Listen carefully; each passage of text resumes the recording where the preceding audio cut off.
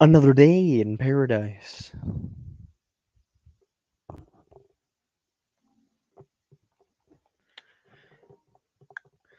Two people watching me already? How is that even possible? I just started this shit like 25 seconds ago. Anyways, how did you do?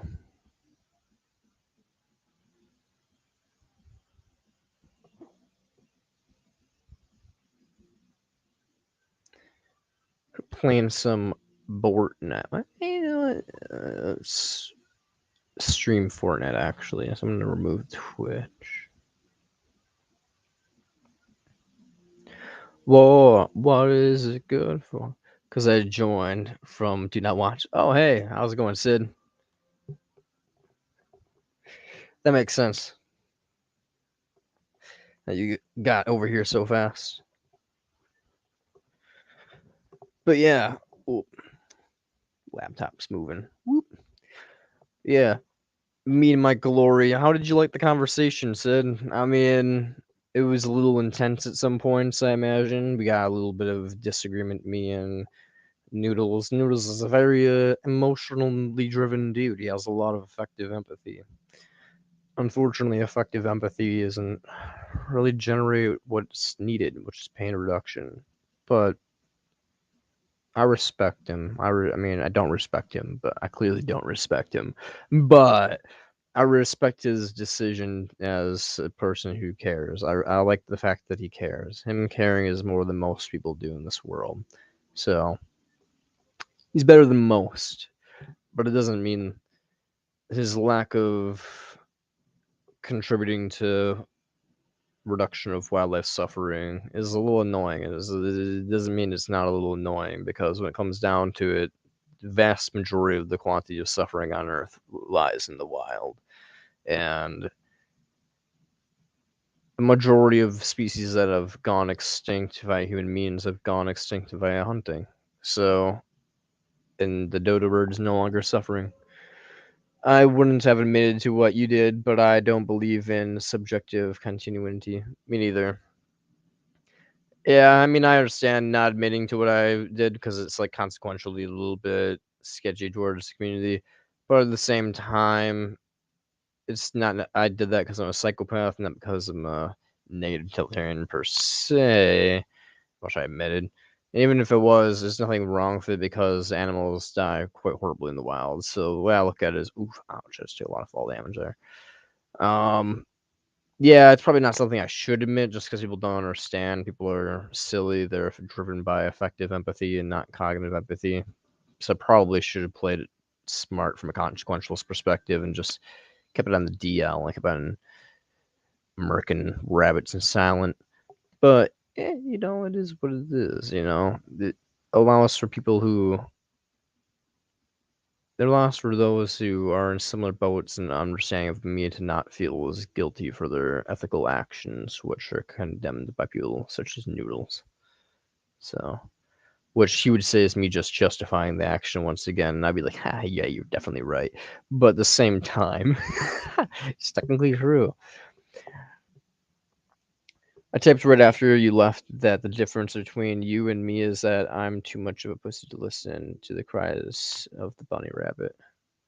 Uh, no, that's fair. I mean, I felt sadness a little bit too. Even I mean, it's hard not to when something is like screeching in agony because you threw a fucking dart into it, and then you're basically just pinning it to the ground, and it's like, help me. So it's a little hard not to be like, if you understand negative utility and that pain matters, to be like, oh yeah, it's a thing that is in pain and suffering right now. But at the same time, it's just like, isn't empathy low? It is empathy of sorts. I just don't really have very strong effective empathy. Like, I have effective empathy, everybody does, unless they're like a pure psychopath. But I just don't have very strong effective empathy. It's like practically non-existent. It's there, but it's not there. It's like I can feel something. It's just not enough to make me like care. Like even if I wasn't a negative utilitarian, I still would have wanted to. I probably would have wanted to America thing, and I probably wouldn't have felt sad because I wouldn't have been a negative utilitarian. So basically, because I'm a negative utilitarian, I actually did feel some level of sadness. But if I wasn't a negative utilitarian, you ever see Dexter? You remind me of him. I have never seen Dexter, but I appreciate it. I've been told that various people have said remind me of various serial killers and stuff like that. People have said that remind them like the guy from You and stuff like that, and I'm like, hey, that guy is like a stalker. That's a little mean, but yeah, I mean, people say I remind them of various psychopaths, which I'm just kind of like, thanks.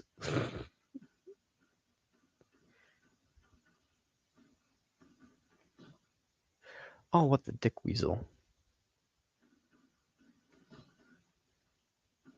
That should have landed.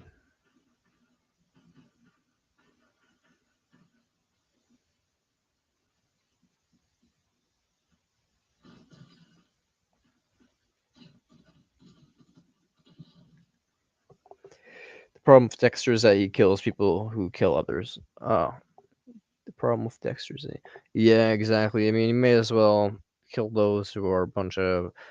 No, I'm just kidding. Yeah, but yeah, when it comes down to it, yeah, if you're killing those who kill others, then in a way, consequentially speaking, you're actually hurting things because promortalism, I guess. See, the whole world's backwards. See, that's what's funny about things is once you realize negative utilitarian is the truth, you realize the whole world's just backwards. Everything is just fucked, and people just don't realize it. And it's kind of scary and sad at the same time. But you know, it is what it is. I make do. You have to argue people like Noodles though, who like will call you a madman and like basically like frown upon you and be all like teary eyed and snivelly and shit like that. Like, how can someone be this horrible? So you have to deal with shit like that in the world, but like, you know, it is what it is. I'm used to it.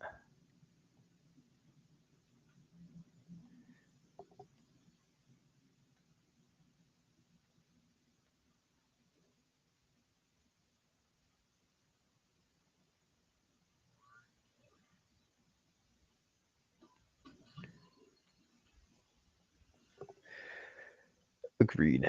Yeah.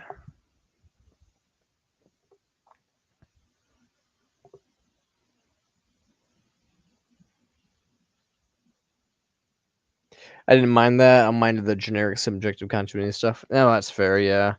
I mean, I'm just a little bit too psychopathic, so I really annoyed by emotional like outbursts and people using emotions to justify their things. Because like you know, some of the most horrible shit for of all history, and like the fact that all things are alive to this day suffering is basically because of emotions and people being driven by emotions.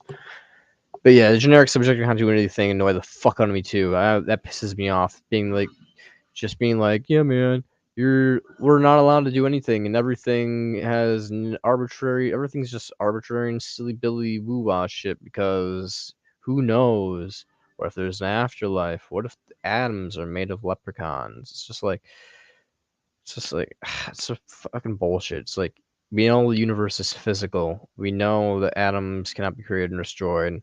But when it comes down to it, it doesn't mean that you're gonna like embody the exact same consciousness when you die. No, you just disperse in other things. Just as like right now, my atoms, he doesn't fucking get it.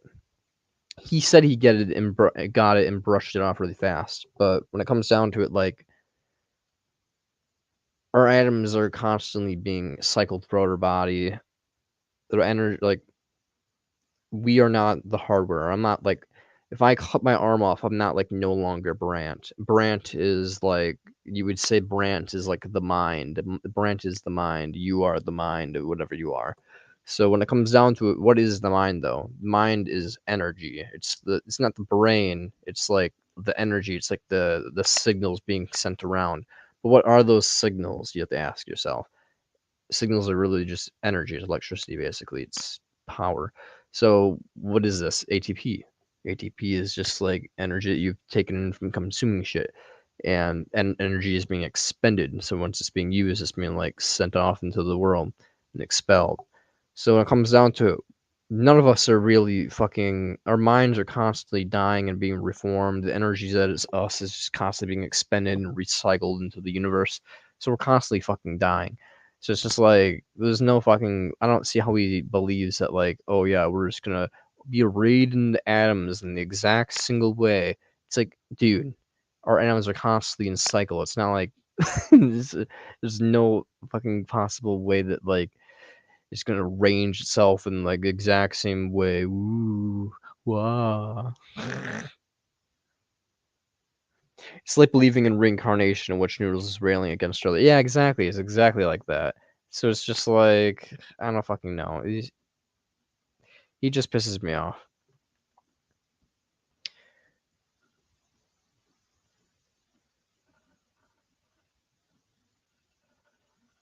It's like when he was like, "Why am I not a consequentialist?" It's like because my mom, if she was on the track, and I'm like, okay, well, one, your mom imposed upon you and all this shit, but even if you don't care about that because of like a free will and such, or you just love her because Stockholm syndrome, it's just like you have to admit that the suffering of a million, every person on the planet, every single person, literally every person on the planet, like raped, tortured, just because you don't want to kill your mom. Like okay, fuck you. It's like that's my best friend. Like I have friends too, Chief. I have people I care about more than you care about your fucking mom. Like you wouldn't would you go to hell for your mom? Would you go to hell for your mom, Chief, huh? No, probably not. It's just like fuck off. I care about people probably just as much as you care about people, Noodles, or more so in certain case scenarios. So it's just like, Chief, like fuck off with this bullshit of like, "Oh, yeah, I would sacrifice every bit in the whole planet for my mom." Fuck you. That means you're sacrificing my best friend, your best friend's best friend, your mom's best friend, your mom's husband, all of them just fucking on the tracking, smashed over, crippled, their limbs shattered, you know, just because you love your mom.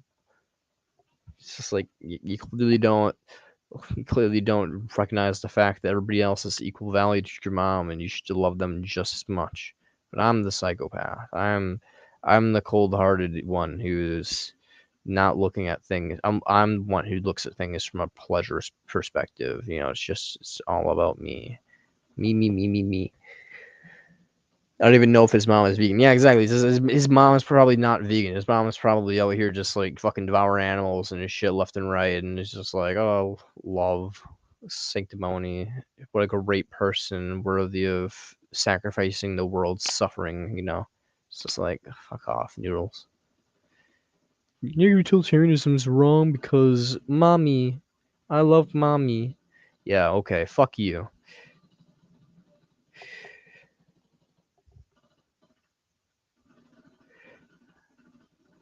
Generally despise humanity with like a burning passion.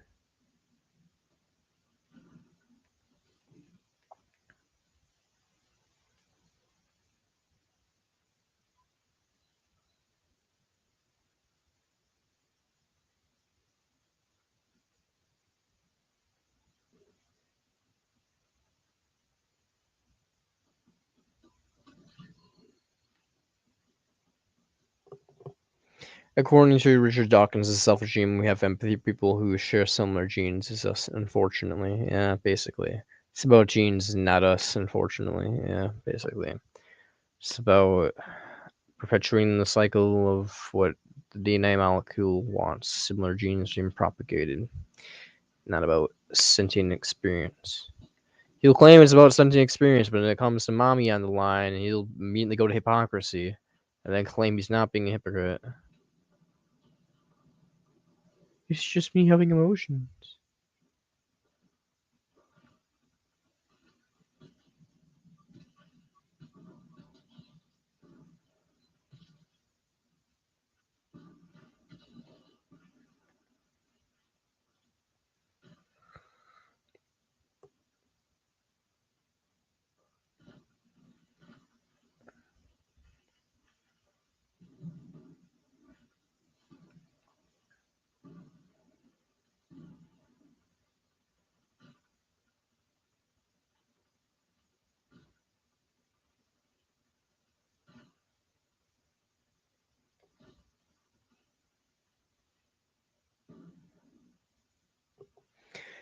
Like the gene dictated who we have empathy for. Yeah, basically. It's fucking sad. It's disturbing too. People that can claim that they're sentientists and yet at the same time prioritize mommy over everything else in the whole entire world.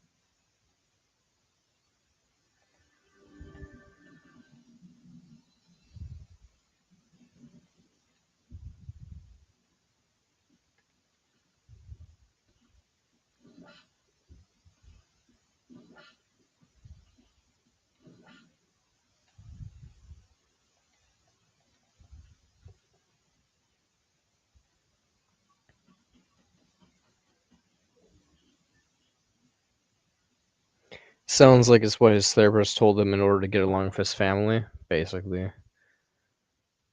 Believe me, my psychiatrist always is like the most fucking Stockholm syndrome pain supporting motherfucker on the planet. So I know like what they fucking do. They will fucking do anything to make their fucking job seem justified, to seem like the world is not problematic. It's actually something wrong with your chemical imbalances. You see, Brent, when it comes down to it, people find joy in their lives that justifies their being. And you're allowed to bring people in this world. And everything's arbitrary. We just have to make do with the fact that we're atoms bouncing around the universe, Brant.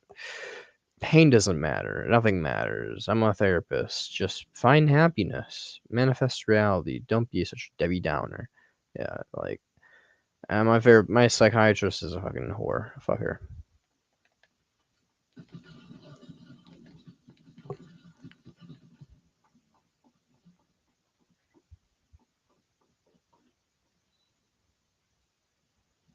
Everyone in his family is trying hard. That doesn't justify perpetuating it. Yeah, exactly. But for some fucking reason, psychiatrists and therapists and other people does, yeah, and to people like Noodles, it justifies perpetuating the current existing life. You know, it might not justify bringing new life into existence, but by hypocrisy, the life that already exists, you know, you can work, you can struggle, you can have future joys, even though you're not depriving them of anything because of identity nihilism, as you already admitted being the case.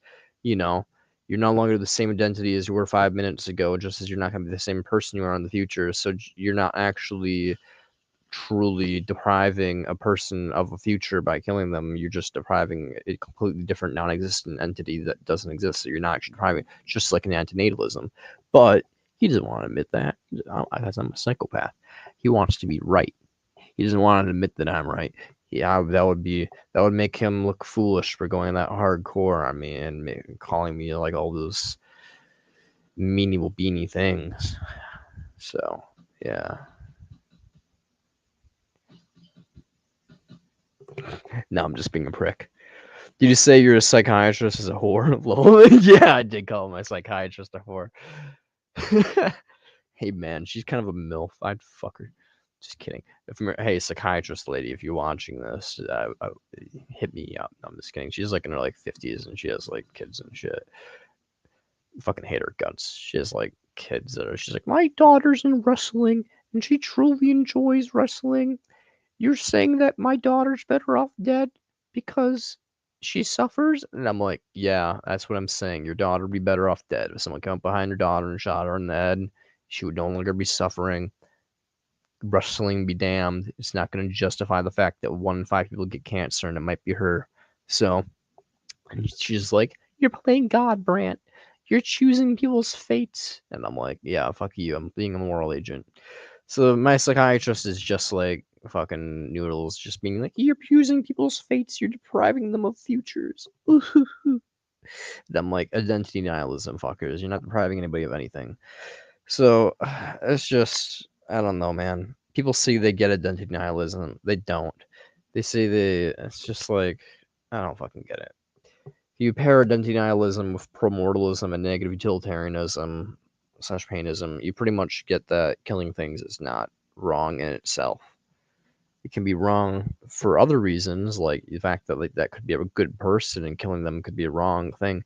But killing isn't wrong in itself. Depriving something of a future isn't bad in itself. If I go up behind a rapist and fucking murk the rapist, just stab that fucker to death, who gives a shit if I deprive them of a future? No one. No one gives a flying fuck besides maybe Christians or some shit. You know? No one gives a flying fuck if I deprive a rapist of a future. Maybe Noodles will because it so matters apparently to him.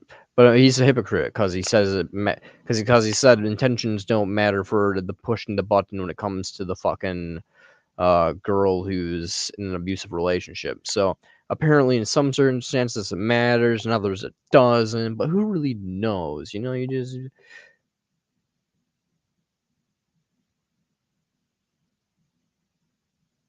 basically, I would have picked Noodles' mom over Millions of Raw because, yeah, basically same. Just that's the only reason that I would pick him over that. But I was basically saying like, given promortalism is wrong, what would you do? And he was like, I'd save my mom. And I'm like, okay, well, then you're just an asshole. So yeah, he's Noodles is just he's foolish. He's illogical. His brain ain't up to par, man. It ain't up to if just saying, you know, I don't want to be too much of a prick, but I mean, I'm willing to be a prick sometimes, and it's just one of these times.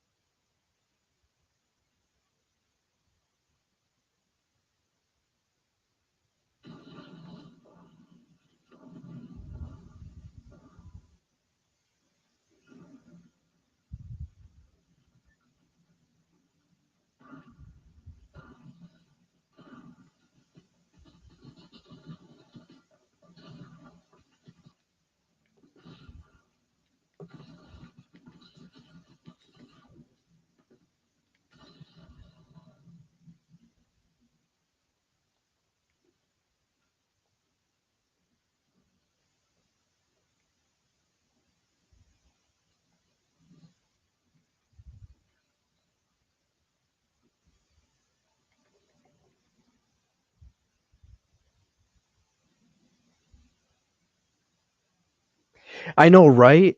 It's just like I understand having empathy for bunny rabbits, but resorting to generic subjectivism seems grasping at straws. Yeah, basically, it 100% is. It's just like, yeah, I understand. I empathize for the rabbit's pain too. I said when I was going re and all that shit, like I felt a little bad for it, cause yeah, pain is bad. I understand that. It's just like I'm doing it for the net pain reduction and because I enjoy it a little bit, but I'm doing it for the net pain reduction, and that counts. Like the net pain reduction really does exist.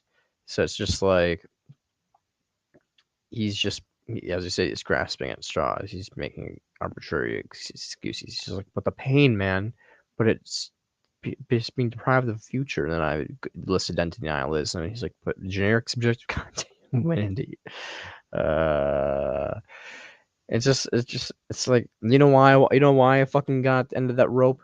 Y'all want to know why I fucking like basically basically hung myself earlier this year. Yeah, it's because of fuckers like him, fuckers that make so much. Because I do activism literally once a week at the farmers market talking. There's thousands of people there, and then multiple times a week I go to the fucking local Packers stadium, football stadium, the Green Bay Packers, and I do activism there. And I talk to so many fucking religious kooks every single goddamn week for this shithole fucking full of people like him, full of kooks just justifying the suffering of the world for arbitrary bullshit fucking reasons like, oh, we choose to be here, we have a soul, or the hope of an afterlife, or the fear of an afterlife. All these fucking kooky ass bullshit reasons to justify the continuation and allowing of the suffering propagating the billions and billions into the future. Billions upon billions, just because of kooky fucking bullshit. So yeah, you're wondering why I got to the end of a fucking rope. Yeah, it's because of kooky little cunts like him who make every single bit of fucking hope in my whole body just want to fucking rip it out, grind to the ground, so it never fucking exists, so I don't have to feel the fucking pain of it being worn away. Yeah, there we go. I felt good.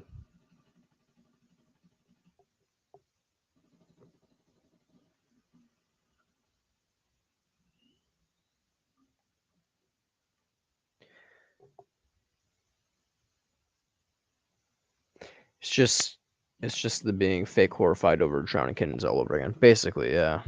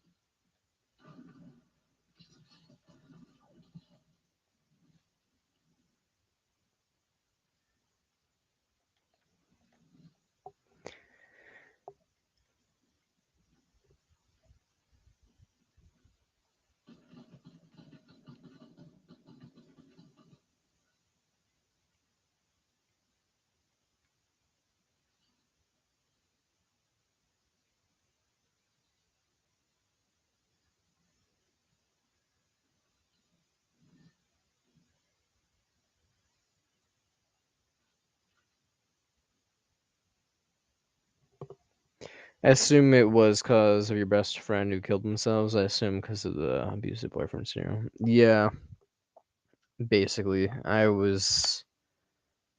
best friend was in a scenario where an abusive relationship and they ended up killing themselves later on. So, yeah, if you think that I have empathy. I have cried multiple times this year and I've attempted to suicide because, yeah, when your best friend kills themselves because their boyfriend basically manipulated them for multiple years, and then their only fucking reason for staying alive is gone. You're like basically like the one thing that really cared for them. It's like, oh, okay, cool.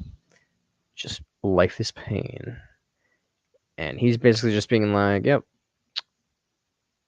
that shit can fly because intentions and desires and future pleasure and all this fucking woo-wah junk.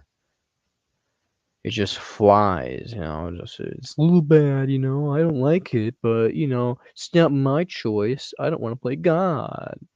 Fuck you.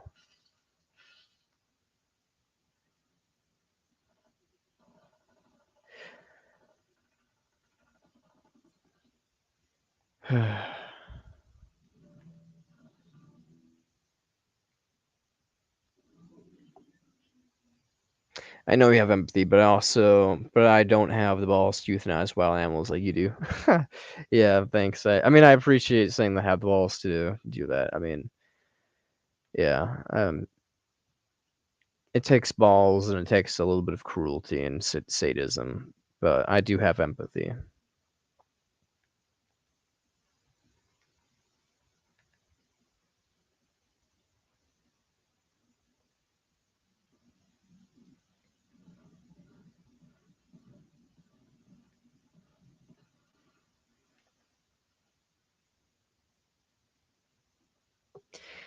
Do do do do do.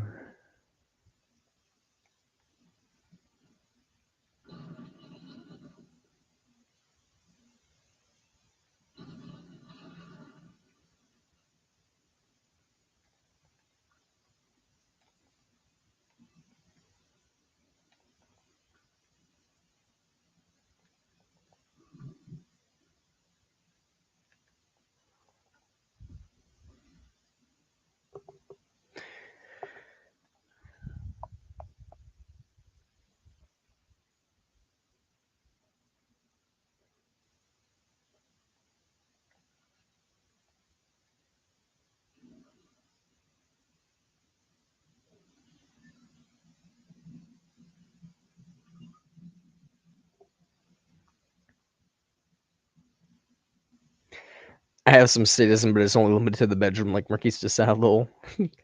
And only when it's consensual. I gotcha. Yeah, when it comes to bedroom stuff, I'm really big to consent, even though I believe consent's only an instrumental tool, but every time I've had sex, I've asked, like, if they're cool, like, and they're, like, okay if continuing, if they're fine, or whatever, like, multiple times throughout the thing. So, yeah, I mean, like, I instrumentally value consent. I just don't see it as, like, actually being, like, truly anything other than that. Like consent breaks down to valuing pain. Like the reason you want to, the reason consent's important is because things can suffer. You don't you don't go into the bacteria and be like, can I wash my hands? Because bacteria doesn't suffer. Bacteria doesn't care. So if things consent's only important for moral agents to like in and things for not or not moral agents to understand that, like you have to like take a risk assessment of them instead of asking and like all these things it was really obvious to me that like all this shit. So, I look at the computer for 1 second and then I get attacked. Okay, I'm alive.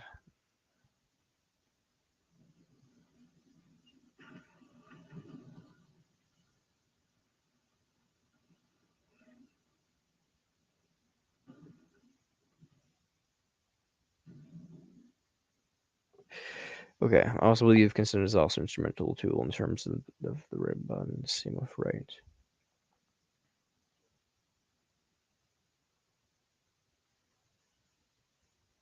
Yeah, same with rights here. So yeah, we're basically in full agreement on pretty much everything.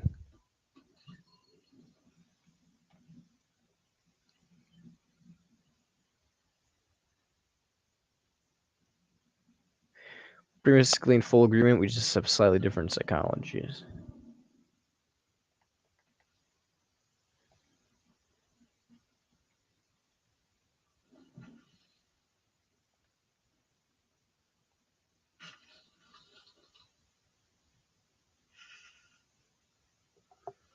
Exactly. Oh yeah.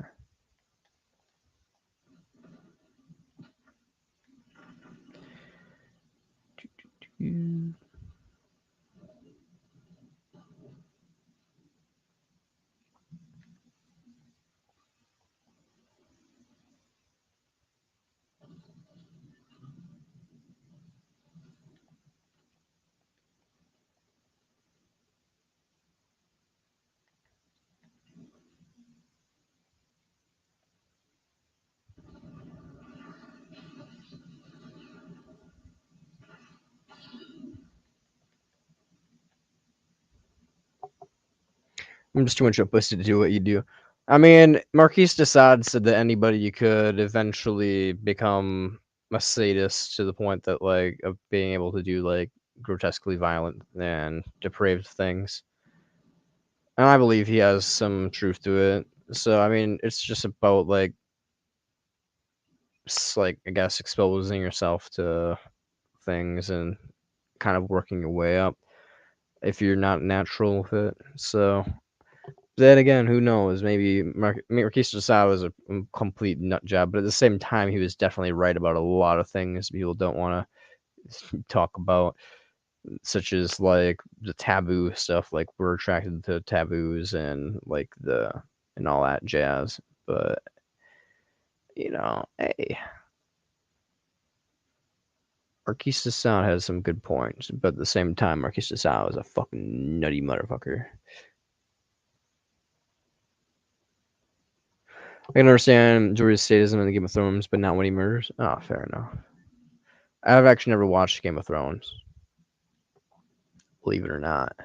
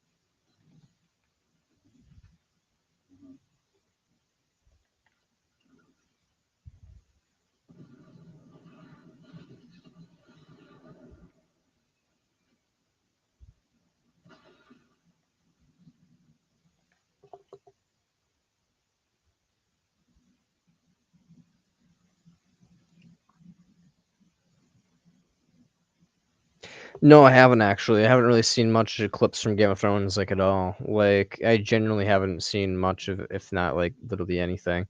You'd think I would have because, like, I'm a sadist, so, like, you'd think I'd be, like, looking at that sadistic porno stuff, like, but when it comes down to it, I don't really. My mind's a very brutal place, so when it comes to that, most of my fantasies are just like fantasies in my mind that I visualize in my internal mind because I have a pretty decent internal visualization. But yeah, I mean, used to go on bestscore.com and shit like that, but for the fun of it, see what's up on there. But when it comes down to it, yeah, I mean, don't really watch like Game of Thrones or like violent TV shows or like slasher films. I'm not a fan of slasher films because my mind's already like brutal place, so it's just like, whatever.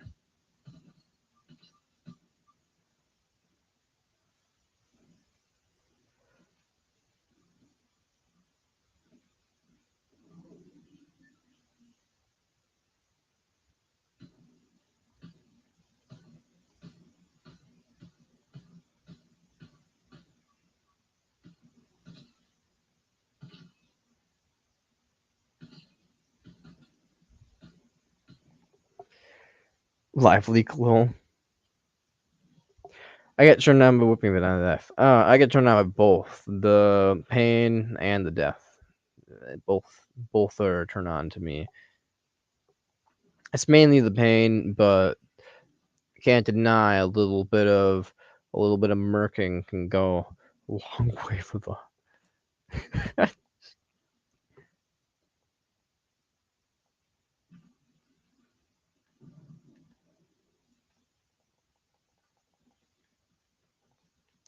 Basically, the more brutal and bloody I'm into like bloodletting, so the more bloody it is, the more I'm like, damn son.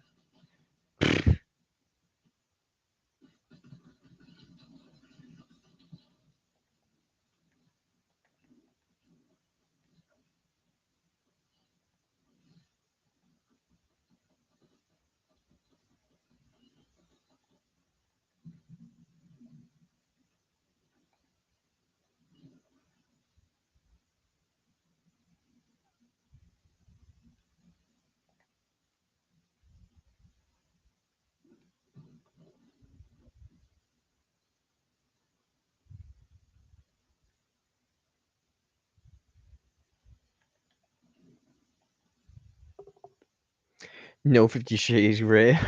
Fair enough.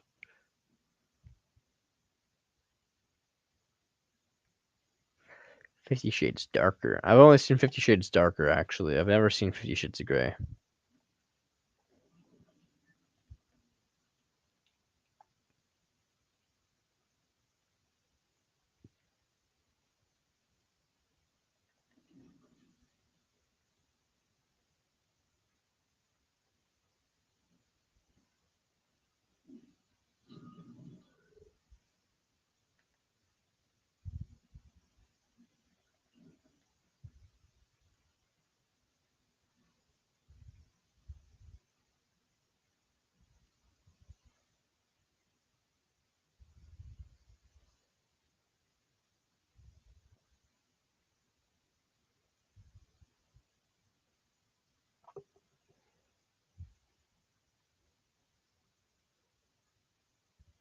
Oh, you like the 50 Shades of Grey stuff. Okay.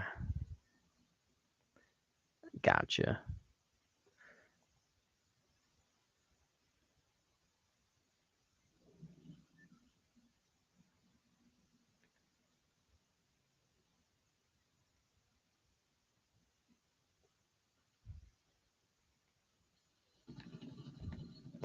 Oh, what the fuck?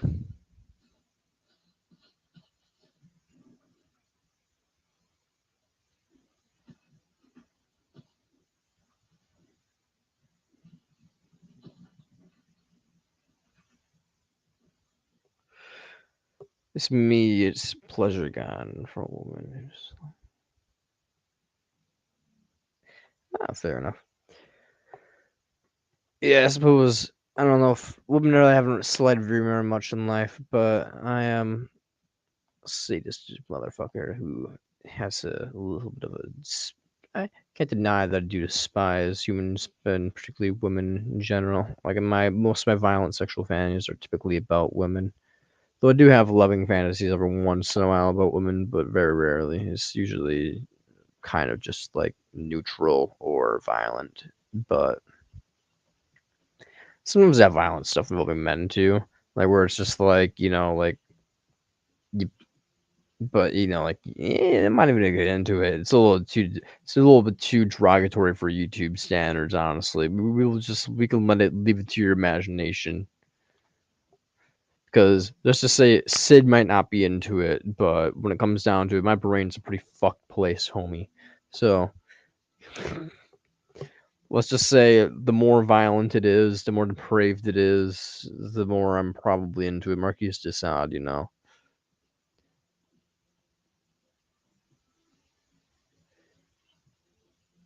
But nothing like too weird. Nothing like no bestiality, no pedophilia or anything like that. But no, when it comes down to like the more violent, just pure violence. Yeah, the more pure violence it is. Yes. I think it might have to do with your best friend who killed his son. You think I have to do it? No, I've been sexually violent for since I've been 15. My best friend killed themselves this year. So I've been like sexually violent as an individual since I've been like 14, 15. I've had like a very violent imagination since I've been in elementary school. Like I've in elementary school, like walk around the hallways, like imagining I'm like a stormtrooper, just like laser blasting the other little kids and students and stuff like that, and teachers. So when it comes down to it, yeah, I was a little fucking psycho all the time.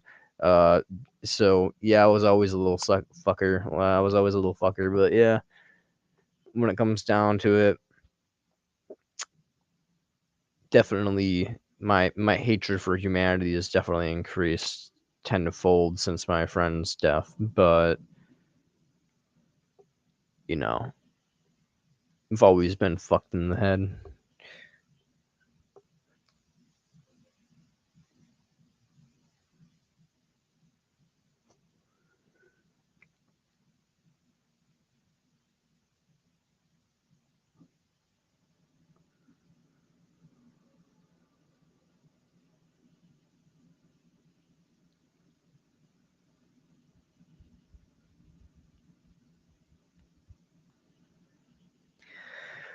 See, when it comes down to it, though, I've already talked to this with not my. I've never talked to about my like violent fantasy stuff with my psychiatrist, but I have talked about it in a mental ward because I got institutionalized after attempting suicide earlier this year. And they were like, "Why did you attempt suicide?" And I was like talking about like my friend's death and like various other things. And they're like, "Do you have homicidal ideation?" And I'm like, "Technically, yes." And they're like, "What do you mean by that?" And I've explained it to them and all my other ideologies and fantasies and promortalism and everything. And they basically came to the assessment that I am not a risk for public safety, but damn, am I fucked in the head. And I'm like, "Yep, basically."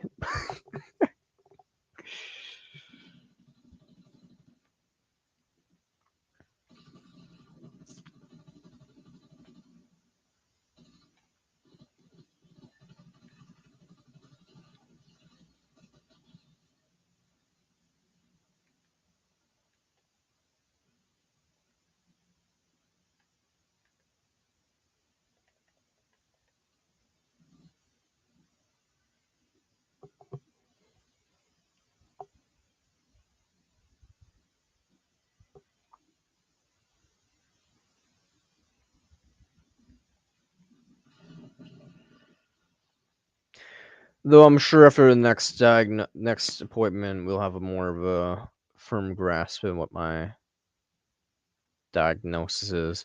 Given she'll have everything from the time in my 2 or 3 days in the institution, and she'll have her stuff. Plus, I'm sure she'll have more pressing questions to ask, given my 2 suicide attempts and the homicidal ideation, admission to having violent sexual fantasies and all that. So I'm sure she'll have a more of a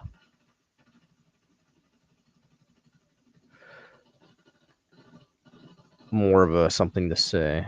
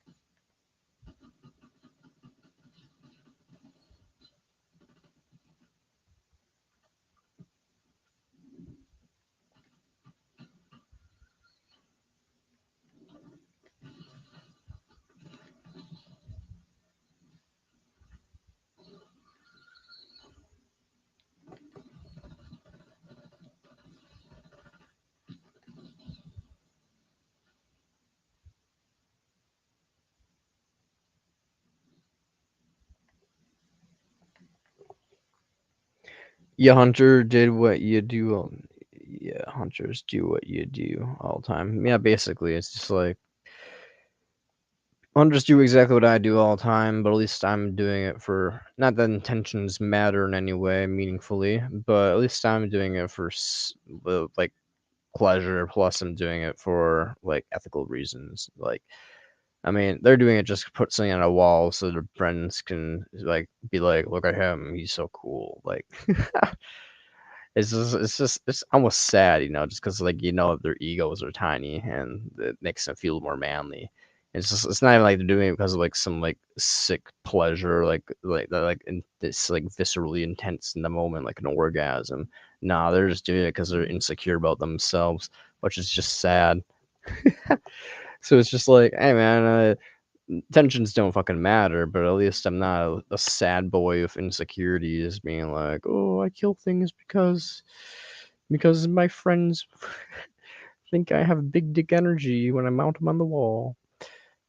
And I'm just sitting here like a promortalist, like, nah, man, we all have obligations to eliminate suffering, which entails killing things in some cases. So, lol, doesn't even take big dick energy to kill things. It just takes realizing the truth, the moral obligations. Fantasize about the red button and the end of the world. Yeah, me too, man.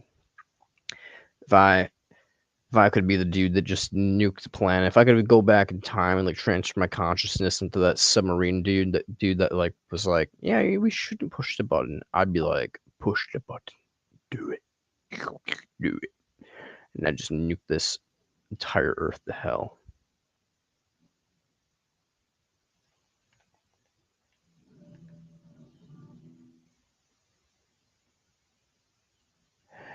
Do it.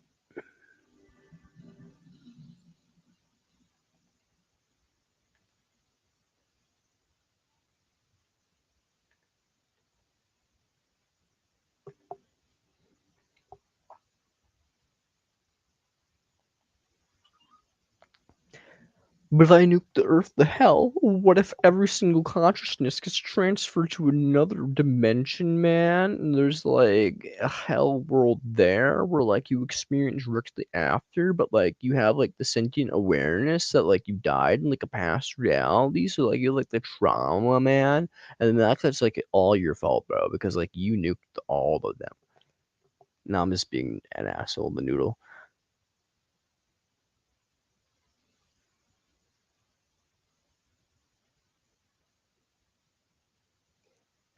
I started doing that with you, getting religious with me. Thank you, my dude. I appreciate it. Yeah, I'm religious about momentum too. I'm practically like I'm I'm practically a worshiper of momentum. Not really. I don't actually worship momentum, but I worship his ideology. Practically, I'm just like suffering fucking matters, experience fucking matters. And I get so pissed off when people say that experience doesn't matter and that like pain is just arbitrary woo-wah shit and you can't prove that it's bad. That shit pisses me off with like a burning passion. So yeah, man, 100%, 100% understand the mindset of just being like, oh, Ethel Blaze, yeah, Ethel Blaze, I love Ethel Blaze. It's a real shame what happened to him. Like genuinely, like he was a really good guy. It's just he lived in a state of the world where like he basically can be hung from a building or thrown off a roof like every single day just for believing what he believed and being open about it. So I understand why he killed himself, even if I think that he probably should have stuck around a little bit longer to try to spread the message. But he basically got the truth. He understands promortalism. He understood that like death isn't a bad thing, that it can't be wrong, that if like there's a pregnant woman and you're in a pocket dimension, no one else would be saddened or being able to affect by the situation that occurs there. If you just shove her off the building and she dies, ending the suffering of her and the child that would never be forced into existence. It's not a bad thing.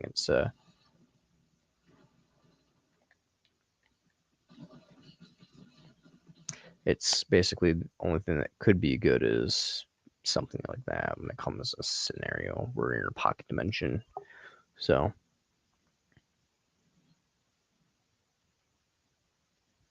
holy shit, his dad had cancer and he'd have to support his fucking imposing dad. Yeah, no, I understand. Yeah, I'd kill myself too if I had a fucking literally support someone who's dying of cancer and potentially be broke as fuck because of it. Yeah, no, fuck that shit. Fuck that shit, I'm out. That's what I'd be like. So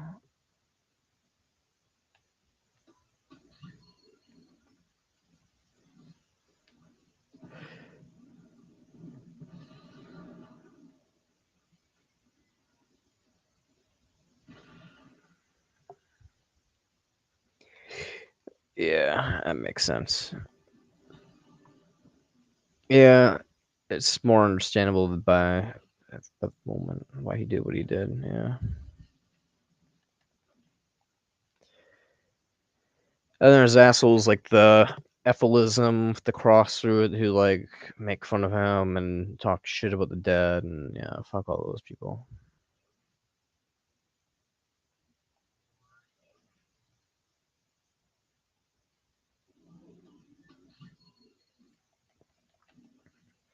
So many counter Ethylism people who just have like these arbitrary bullshit arguments that just don't make any sense. They're just emotionally driven.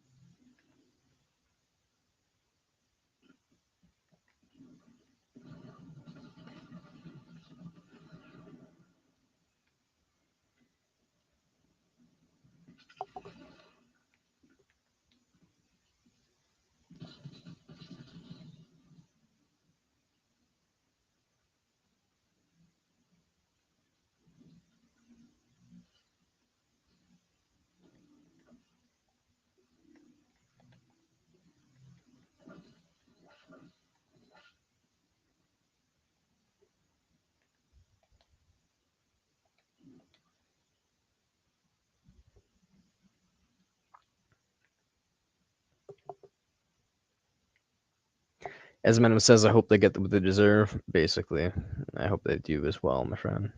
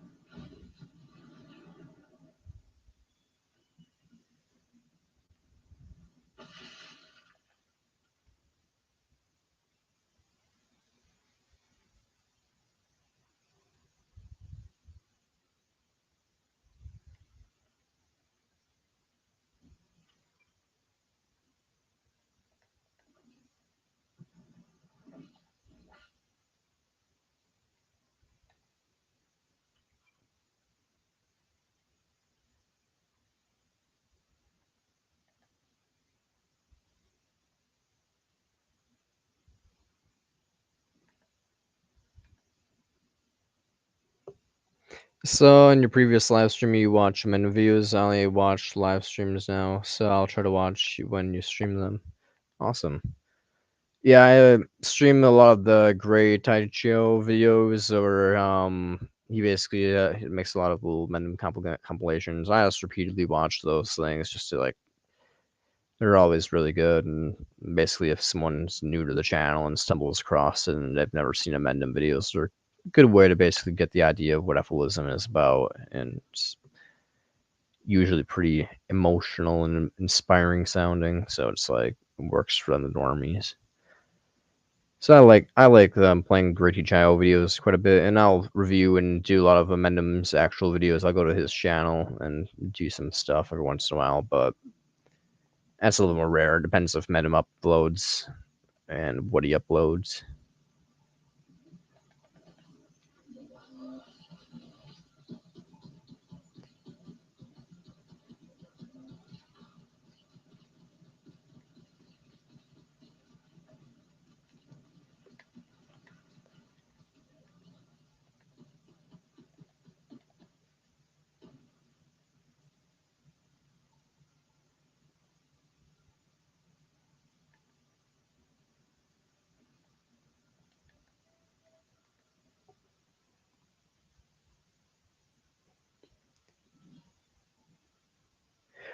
Every Sunday on his website? Oh, I didn't know that actually. Cool. Every Sunday.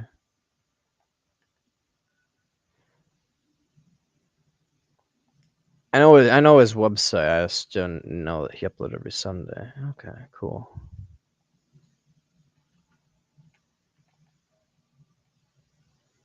Duly noted.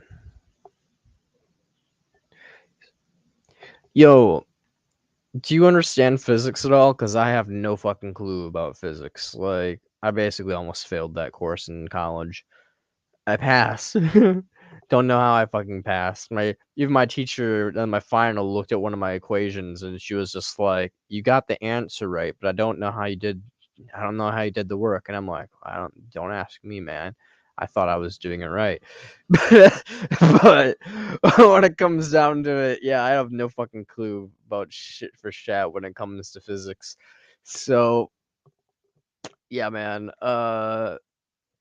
It really interests me a lot, like what he's talking about, because it seems like it'd be like important to understand that like if everything is a fucking lie and like there's possible to have unlimited energy stuff or like and all these fucking shit that we're investing so much money in is just kooky nonsense, then yeah, we could realize that like all this shit is hopium bullshit and we should just stop.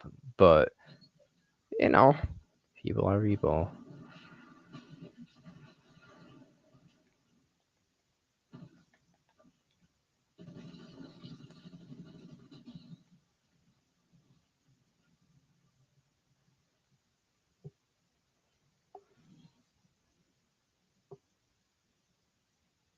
Yeah, exactly. You can't verify the multiverse. It's just silly woo-wop bullshit. Same with generic subjective continuity and all that stuff. It's just like you can't verify it. It's just like just because we're here doesn't mean that there's gonna be a guaranteed thing of it after. It's just like, well, it evidentially says it suggests that, and I'm like, no, it doesn't suggest shit. You just are scared, and so you want an excuse for morality and ethics and.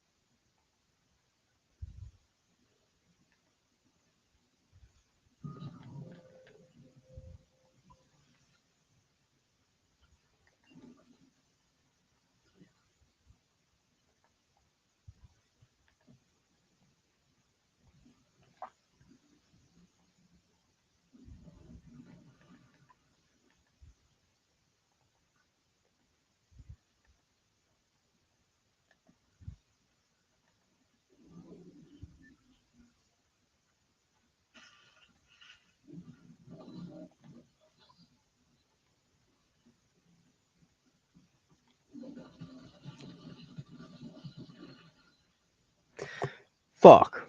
I'll play second. Shouldn't just trust the SMG. I never do. And then I try it one last time at the very end. And I just dick myself down like a little femboy that I am. God damn it. Took second place though. That's pretty good. Physics complicates momentum with different equations for energy.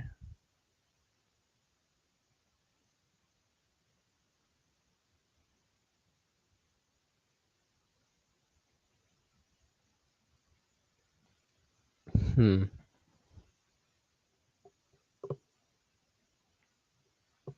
fact that they have phantasmagorical explanations for mundane experiments like the two slit experiment. Yeah, it makes sense. Yeah.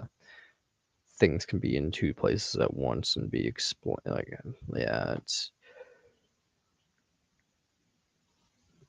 Yeah, that's why I don't buy into a lot of that shit too.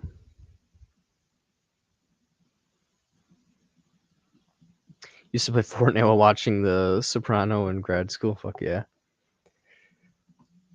Yeah, I'm playing Fortnite right now. Usually I play Apex Legends, but every once in a while I get in a Fortnite mood. I just want to get those easy kills. Because Apex Legends actually takes a little bit of skill. Fortnite, it's just like every once in a while you whiff and just fuck up it, but I almost always get to like second or third place like every other game. Sometimes I win. So it's just like Fortnite's easy peasy. So if I just want to like get some dubs while like talking on a stream, you know, and just like fuck around, not be really have to pay attention or use any brain power, then I play Fortnite. If I want to actually try to have some skill, that I'm just like Apex it is. But I am gonna play Apex. I'm feeling Apex.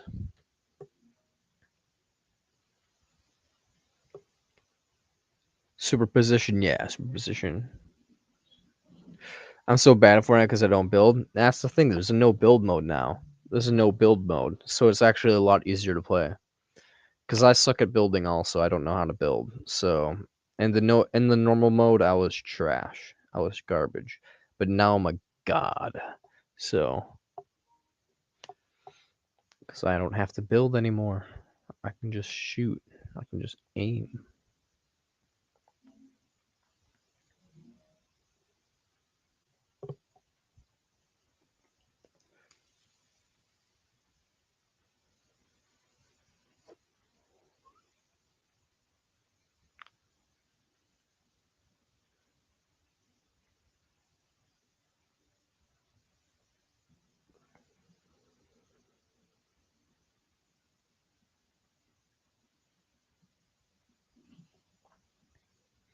Now I want to play some Apex Legends.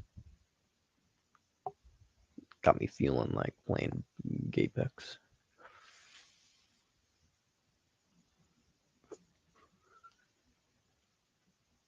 You, how my cute little hubby's doing tonight?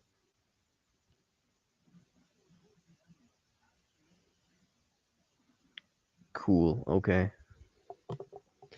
They didn't approve of that, I don't think.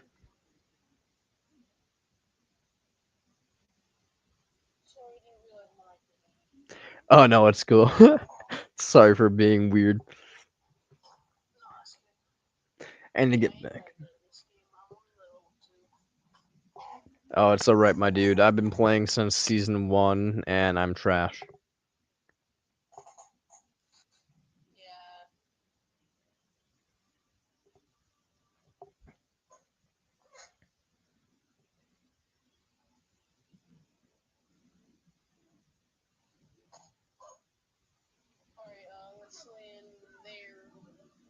Cool.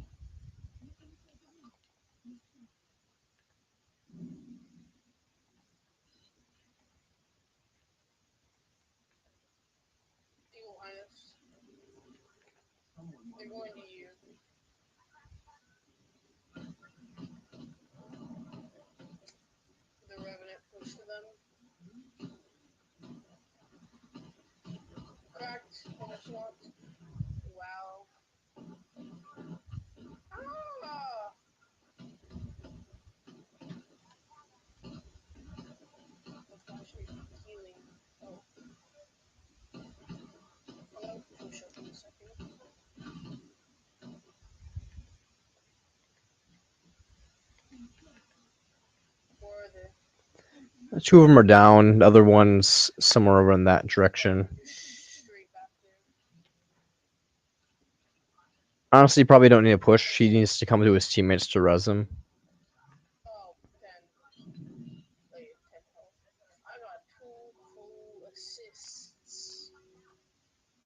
Good shit.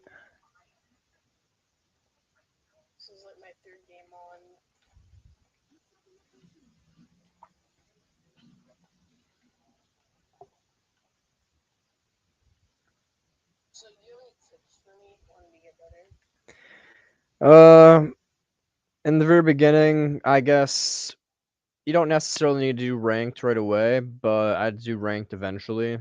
Right now, I just land hot as much as you can, like the hot zones and stuff. Land at the hot zones and areas near the hot zones, and try to get into as many fights as you can.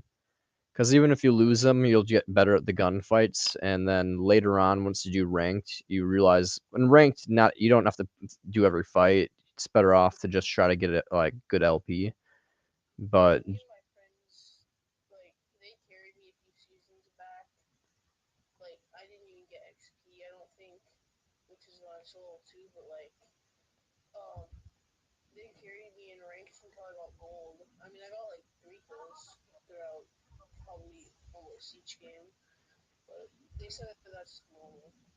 damn, I've never gotten the gold, so that's pretty cool.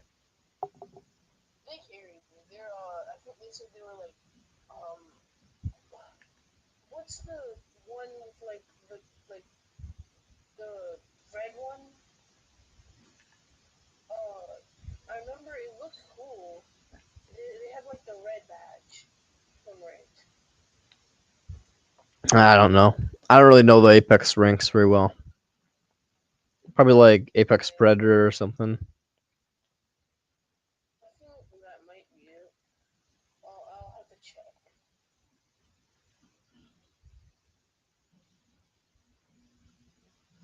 I'll listen and use it to fall asleep.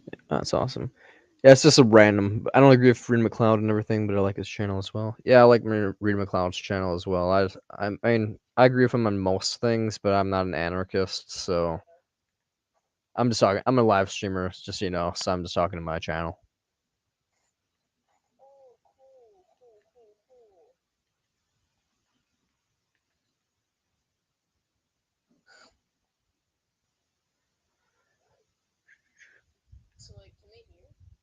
No, I'm. They can't hear you. Well, actually, let's see. They can hear you if anybody's watching on Twitch, they can hear you. I'm not sure if anybody's watching me on Twitch right now, but I'm talking through my mic on YouTube, and YouTube can't watch me right now. At least not in the gaming. They can just see my face through my computer screen.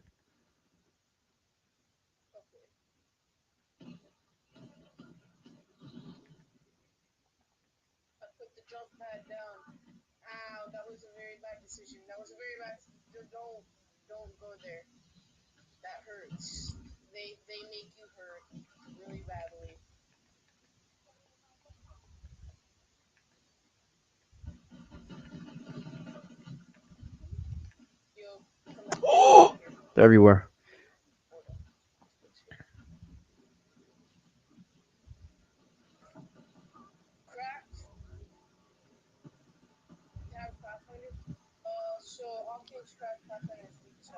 The other guy's AFK.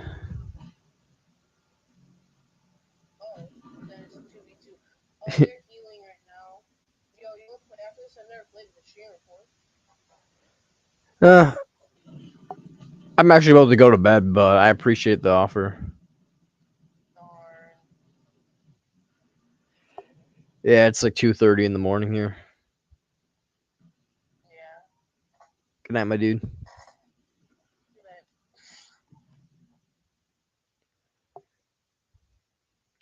What's your Twitch? It's the same thing. It's well, actually, no, it's not. It's my Twitch is antisocial etholist.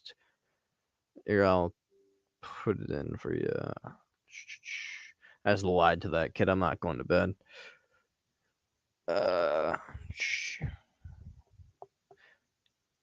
And I think it's like, yeah, social.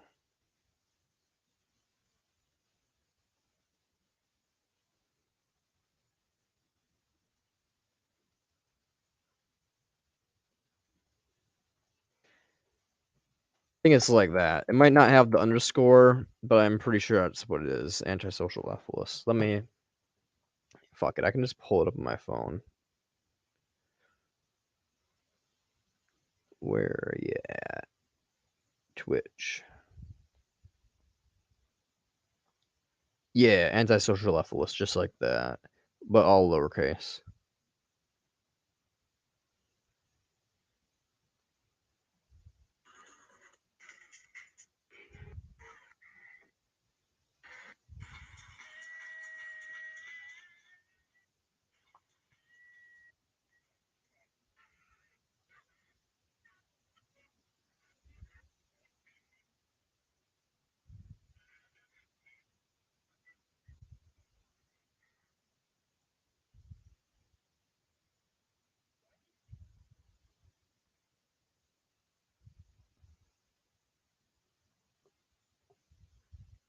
Base. Yeah, basically.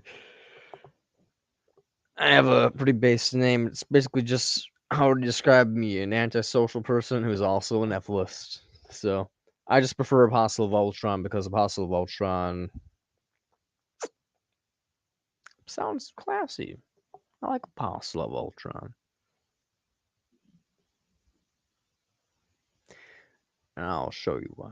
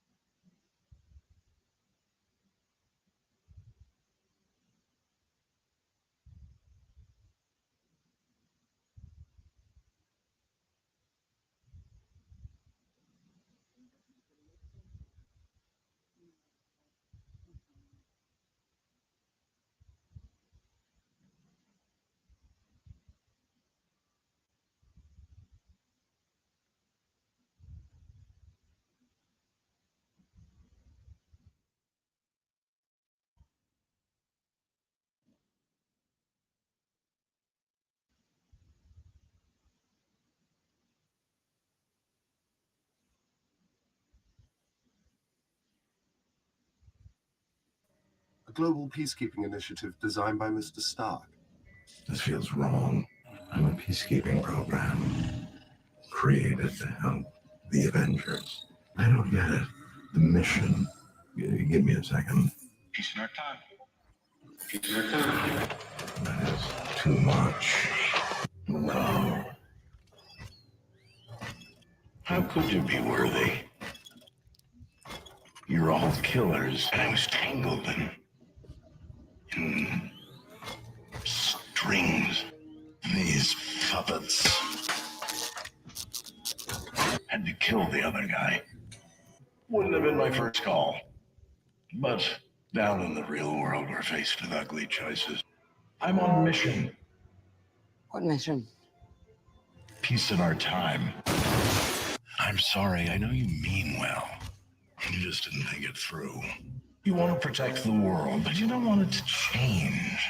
How is humanity saved if it's not allowed to Evolve. There's only one path to peace. The Avengers' extinction.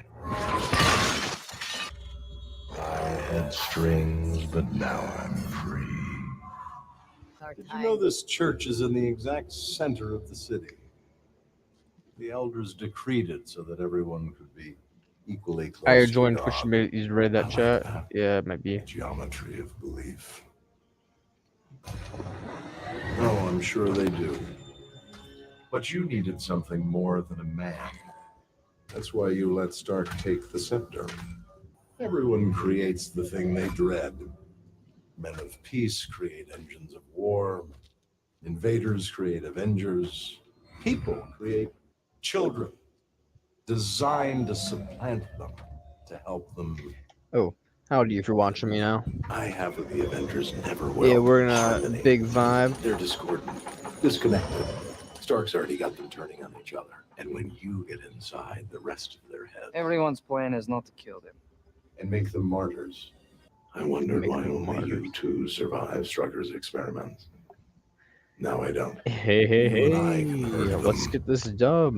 Or top 10. Let's get top 10, y'all. We'll tear them apart from the inside. With the man in charge.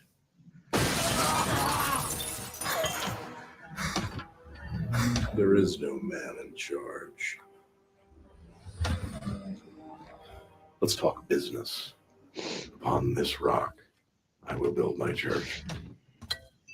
It's worth billions. This little laugh is just Now, adorable. so are you. But I always say, keep your friends rich and your enemies rich and wait to find out which is which. You think I'm one of Stark's puppets, his hollow men? Look at me. Do I look like Iron Man? Stark is nothing. I don't understand. Don't compare me with Stark. Captain America. God's righteous man, pretending you could live without a war. I can't physically Pretending you throw could up live in my without a mouth. war. I'm glad you asked that because I wanted to take this time to explain my evil plan.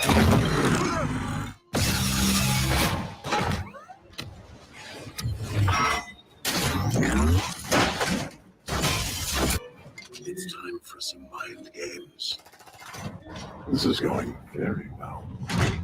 The vibranium's getting away. And you're not going anywhere. Of course not. I'm already there. You'll get Justin. You might need to catch Dr. Banner. Scream and your entire staff dies.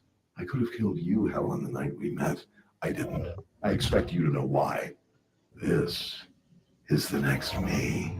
Can't build a living body. It can. You can. You lack the materials. The most versatile substance on the planet. And they used it to make a frisbee. Typical of humans. They scratch the surface and never think to look within. The human race will have every opportunity to improve. And if they don't? Ask Noah. We have to Ask evolve. Noah. There's no room for the weak. There were more than a dozen extinction-level events before even the dinosaurs got theirs. When the Earth starts to settle, God throws a stone at it.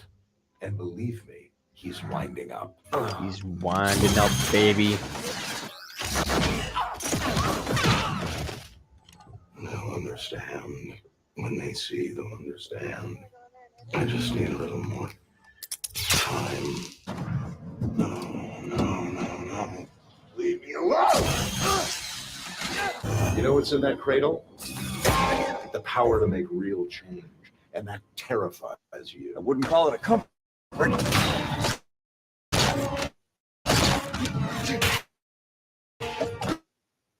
Stop.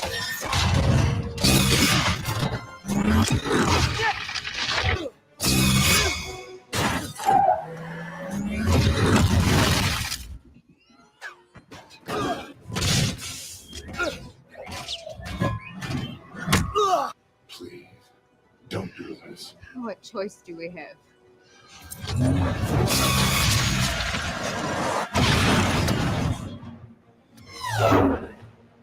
I think a lot about meteors, the purity of them.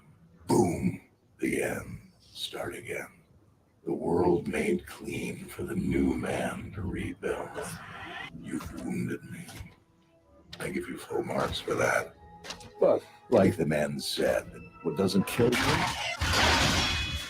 just makes me stronger. I wasn't sure you'd wake up. I hoped you would. I wanted to show you. I don't have anyone else. I was meant to be new.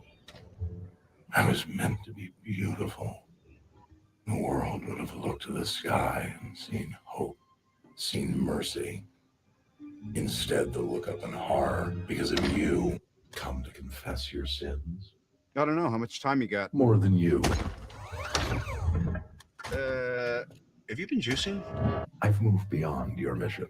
I'm free. You think you were the only one stalling? This is how you end, Tony. This is peace in my time. Do you see the beauty of it? The inevitability. You rise, only to fall. My vision. They really did take everything from me.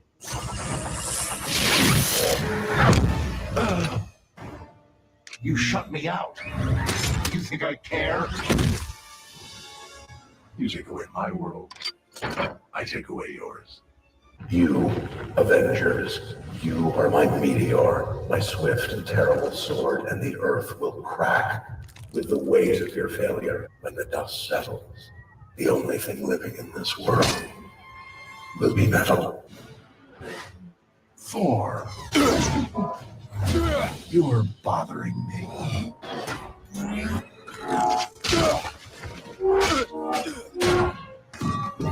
You think you're saving anyone? I turned that key and dropped this rock a little early, and it's still billions dead. Even you can't stop that. This is the best I can do. This is exactly what I wanted. All of you against all of me. How can you possibly hope to stop me? I got no strings, so I have fun. I'm not tied up to any fun.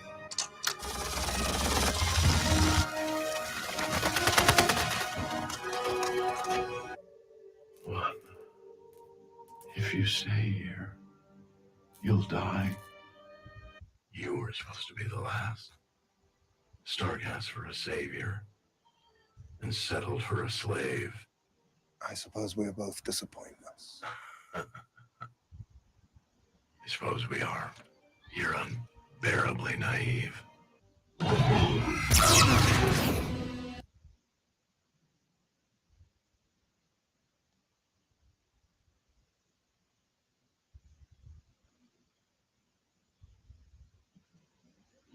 Ultron is clearly and undeniably a villain of an Avengers Age of Ultron. Or is he? He was designed to save the world after all. And hopefully, with the benefit of hindsight, this won't feel like getting punched by the Hulk. So I'm going to show you that Ultron is not a villain and may in fact be an anti-hero. And I'll do it after the intro.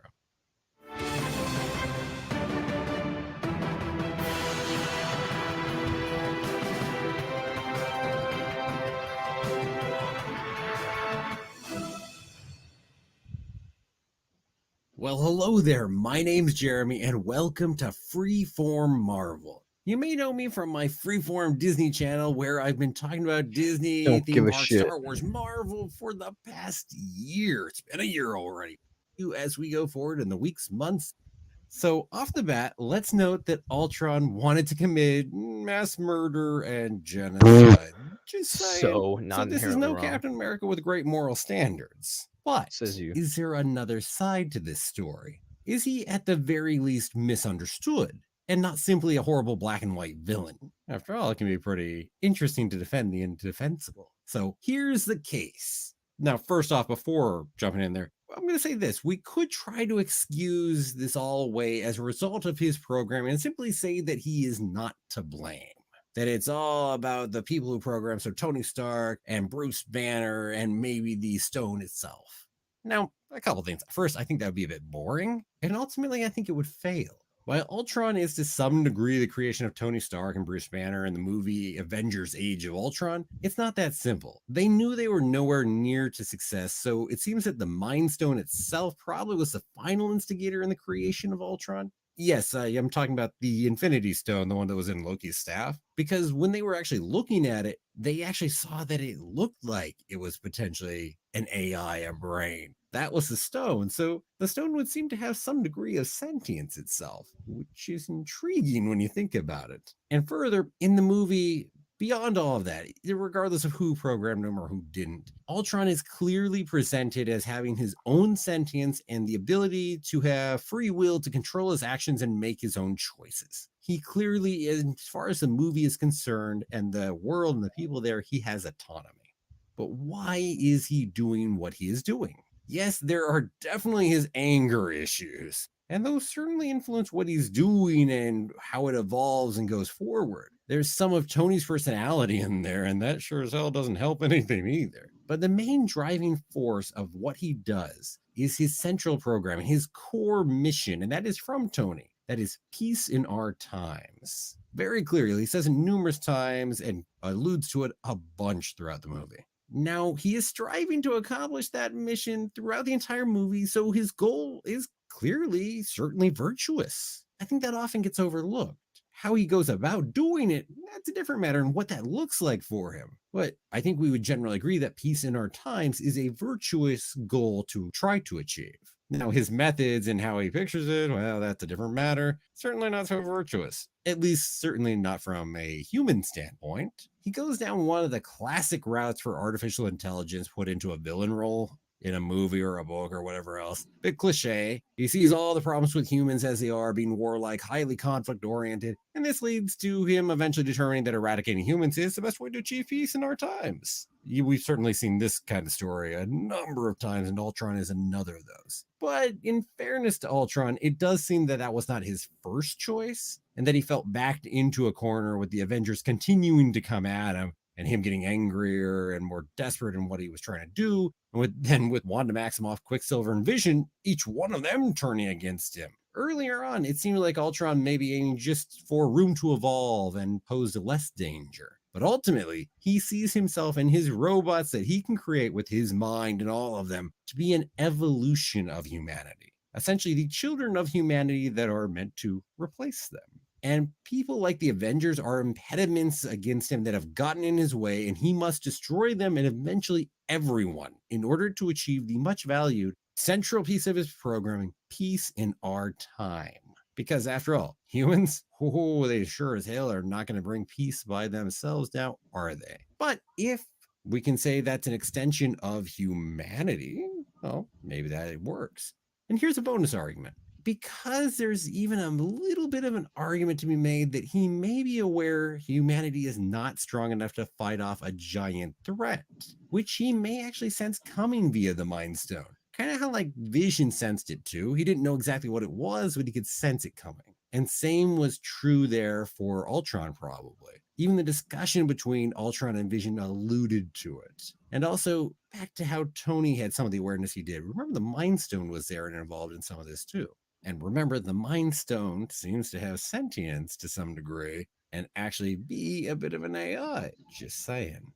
So this would fit with Ultron's comments about God wanting up to throw a giant stone at Earth. And would a world made up of super intelligent AI with vibranium robot bodies, which they probably would be able to get from Wakanda at some point, be a better defense against Thanos? Maybe. Certainly an argument can be made for Ultron, and even though he might ultimately lose. But then again, the Avengers didn't exactly fare a whole lot better against some mad Titan Thanos. So there you have it. While I think we can all agree that Ultron is morally reprehensible, it could also be said that he is an anti-hero if we're looking at it from his perspective as he's trying to bring about peace. And he's trying to preserve humanity, essentially. Even if humanity is all metal, because guess what? They're the children. So in the same way that having a child yourself preserves your family line, Ultron can look at that in the same way as preserving humanity and then having, well, peace in our times.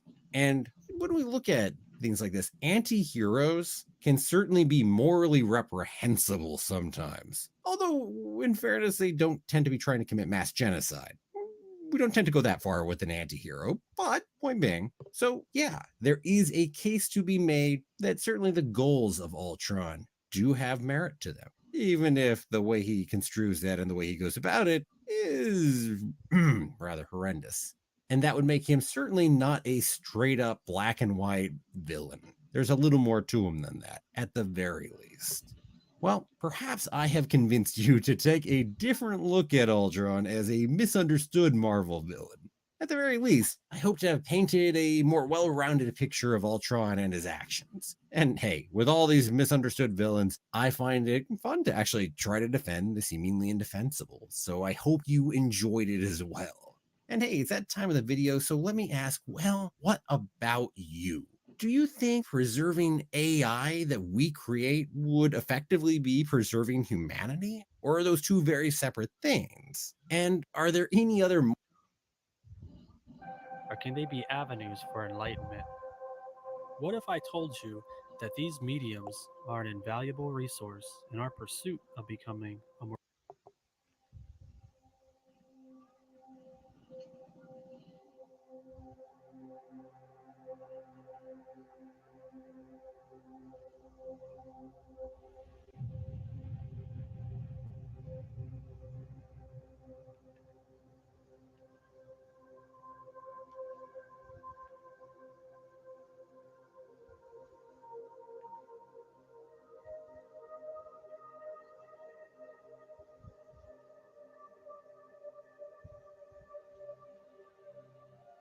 Are television shows, movies, books, and comics simply forms of entertainment, or can they be avenues for enlightenment? What if I told you that these mediums are an invaluable resource in our pursuit of becoming a more cultured individual? Is it possible that through the exercise of our imagination, we are able to learn more about ourselves and our society as a whole? I believe so, especially when we encounter particular characters that tend to embody the darker aspects of our nature, monsters. In his book, Monster Theory, Breeding Culture, author Jeffrey Cohen puts forth 7 theses discussing the importance of monsters in our society, the symbology behind many of them, and what they can tell us about the cultures in which they were created. For our case study, I have chosen what some may consider one of the most quintessential villains in the Marvel Cinematic Universe, Ultron. The purpose of this paper is to apply Cohen's 7 theses and explore what Ultron can tell us about ourselves as a society, the symbolism behind his existence, and ultimately discuss whether or not he's truly a monster. But before we delve into analyzing Ultron's character, let's take a moment to learn a bit of the circumstances surrounding his origin. In understanding the purpose behind the creation of Ultron, it's also important to take into consideration the events that led to his genesis. In the 2012 film The Avengers, an alien race known as the Chitauri attempted to invade Earth and destroy humanity in the quest to retrieve a powerful object known as the Tesseract. In the end, their efforts were in vain, as the Avengers defeated them. However, this battle has a long-lasting effect on Tony, a character known for his ego-driven obsession with technology. The film Avengers: Age of Ultron finds Tony Stark still haunted by the battle with the Chitauri. This encounter impresses upon him just how vulnerable Earth is to an extraterrestrial threat, and he becomes obsessed with finding a solution to ensure that the planet is safe and that there will be peace on Earth. Unfortunately, his solution, an artificial intelligence program named Ultron, effectively becomes self-aware and in his own quest to accomplish peace on Earth, decides that the most feasible solution is to eradicate humanity as a whole. Ultron ultimately fails to accomplish his intended goals, and most people would brush this off as a typical story about seeking a solution that creates unintended consequences. But what else can we learn from this story once we apply Cohen's theses?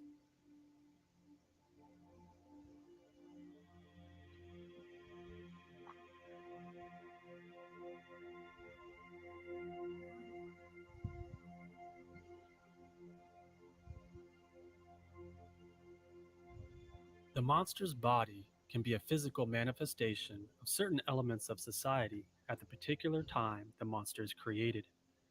It is the embodiment of all the emotions and concerns that the current world around us is experiencing. Studying this body can tell us about the culture in which the monster was created. If this is true, what, if anything, could one learn about our culture by applying this thesis to Ultron? What sort of society do we currently live in? What phrase do you often hear people use when referring to our current period in history? The digital age. But Ultron's body isn't digital, or is it? Perhaps not in a literal sense. Obviously, he is alive in the physical world. However, he does bridge the gap between the physical and digital.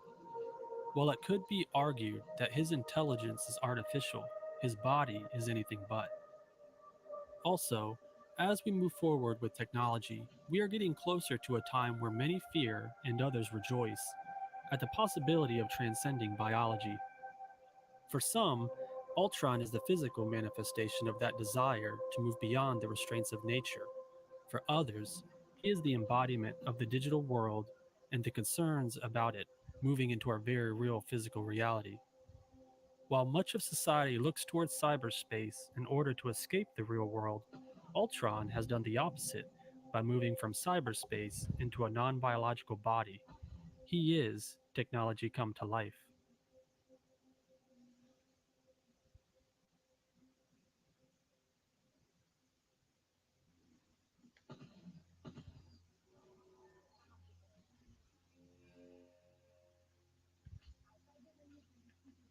Monsters never truly die, even when you think they do.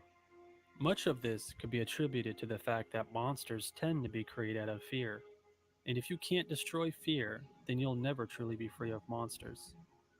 Another way to look at this is that monsters are ever changing because our society is ever changing.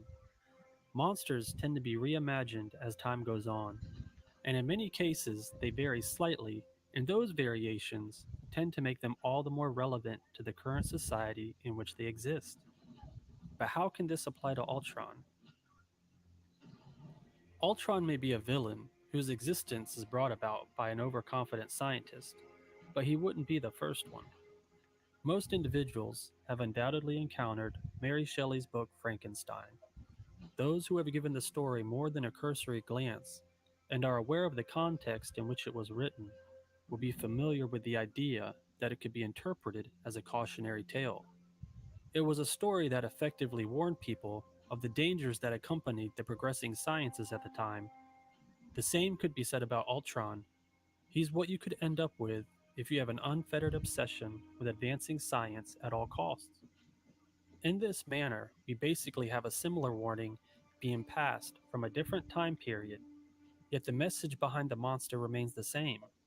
What you create with science could ultimately be your undoing. As such, these monsters could be seen as two different creatures, but it could also be argued that they are simply the same underlying concept, just reimagined in order to be seen as relevant to societies from separate time periods.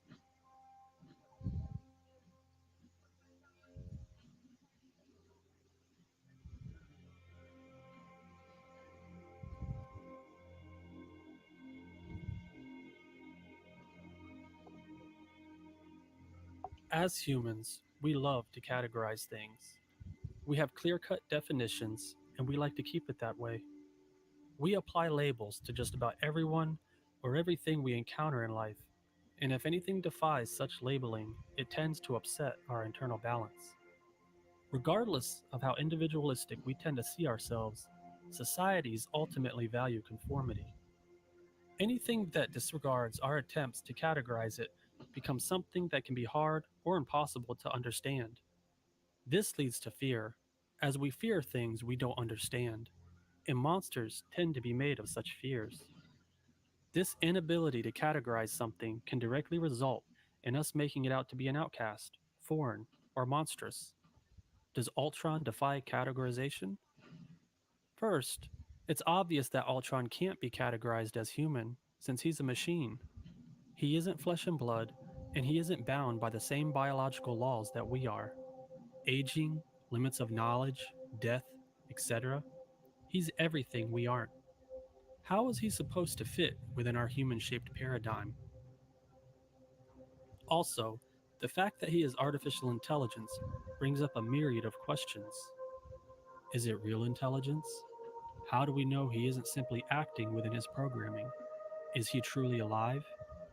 This confusion over what he is and what he isn't only serves to alienate him more from us, which is also why it's so easy to dislike him. Well, aside from the fact that he wants to annihilate us. Ultimately, it's easy to see that Ultron defies our attempts at assigning him to one of the many groups we have. So he is relegated to the only remaining possible category: monsters.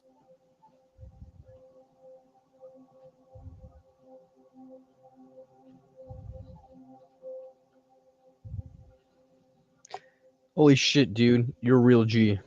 We just fucking won.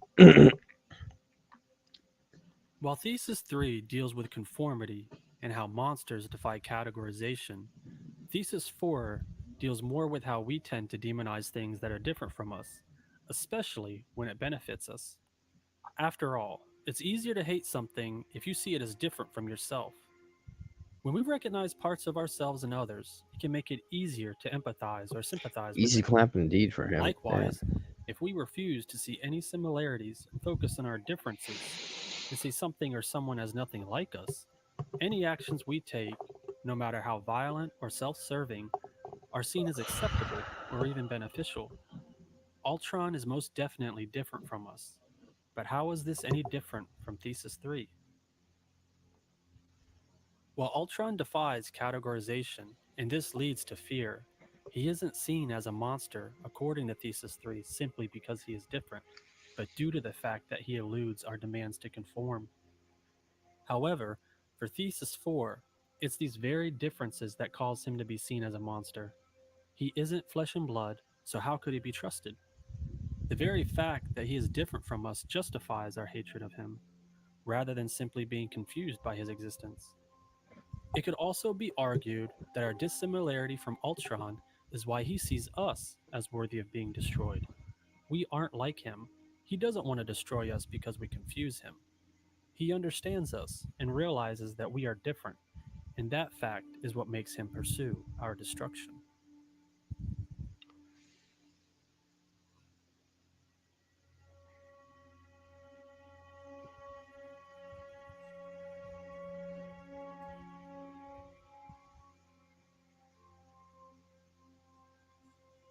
Monsters are often used to control behavior. If you don't want someone engaging in a particular activity, then create a monster that will enforce the borders of what is and isn't acceptable. If you were a child and your parents told you that monsters came out at nightfall and abducted children, then you'd probably make sure you were home before dark. Perhaps a particular mountain or forest is claimed to be haunted or the home of a monster in an attempt at reducing trespassers. Many individuals claim that drug usage opens doors to the spiritual world where they are at risk of being attacked or possessed by demons. What do all of these examples have in common? The usage of a monster to police the actions of individuals and societies. So, what activity is Ultron warning us about? In Thesis 2, I spoke about how Ultron could be seen as a cautionary tale regarding the dangers of science. This is the behavior he could be seen as policing: scientific exploration. Throughout the film, Ultron is fascinated with cataclysmic events. In one scene, he confesses, "I think a lot about meteors, the purity of them. Boom, the end, start again, the world made clean for the new man to rebuild. I was meant to be new. I was meant to be beautiful." While his threat to end mankind is a literal one, it's also important to note that metaphorically speaking, Ultron is symbolic of an asteroid hurtling through space on a collision course with Earth. From this perspective, our planet is symbolic of our humanity as a species. Ultron is our extinction level event. Technology has the possibility of elevating us to new heights in terms of evolution, but it also has the power to wipe us from existence. Unrestrained passions to make continuous advancements in the sciences could prove to be beneficial or could also prove to be fatal. Ultron is a warning, and it's up to us to heed it.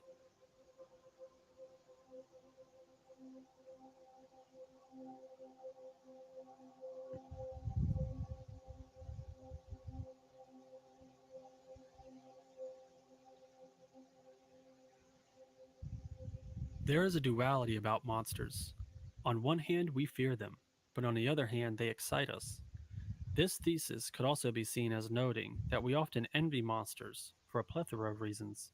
They abide by their own rules, they embrace their uniqueness, they possess powers that we wish we could, or perhaps they engage in behaviors that we would like to but don't.